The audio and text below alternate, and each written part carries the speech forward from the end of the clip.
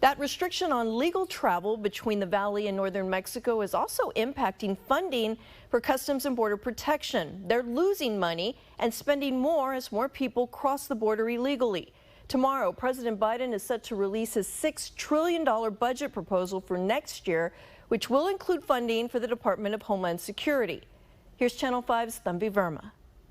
One solution lawmakers have proposed in response to the migrant increase is more border technology like this surveillance camera in Mission. But some advocates say this isn't going to go far enough. A potential increase in surveillance technology or the number of Border Patrol agents scares Danny Diaz, a local organizer for Lupe. We know that a lot of our families, a lot of our friends and neighbors are undocumented, and they form part of our economy. They form part of our everyday life here. They work here, they go to school here. The presence of militarization freezes them a bit. Diaz thinks we're too focused on catching undocumented immigrants when many may have valid asylum claims, and he believes catching them is not a comprehensive plan. That we invest in good legal representation, right? That we invest in child care experts, that we invest in social workers. He says instead of adding more funding to CBP, he thinks it's time to reverse Title 42, which allows law enforcement to turn away adults at the border due to health concerns like COVID.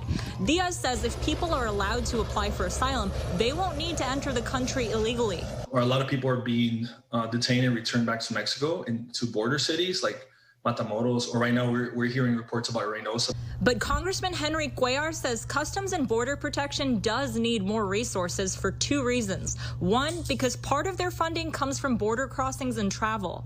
You have people that are not coming across our land bridges. As you know, there's been a huge drop, or even some international travel. And two, the increase in migrants. Cuellar says we need more help to keep up with the increases.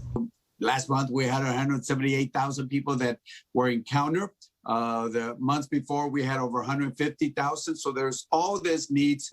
No matter how much money the Biden administration chooses to allocate to CBP, Congress can still vote to appropriate supplemental funding for them. We reached out to CBP for comment, and they said, quote, CBP does not comment on proposed or pending legislation. Tanvi Verma, Channel 5 News.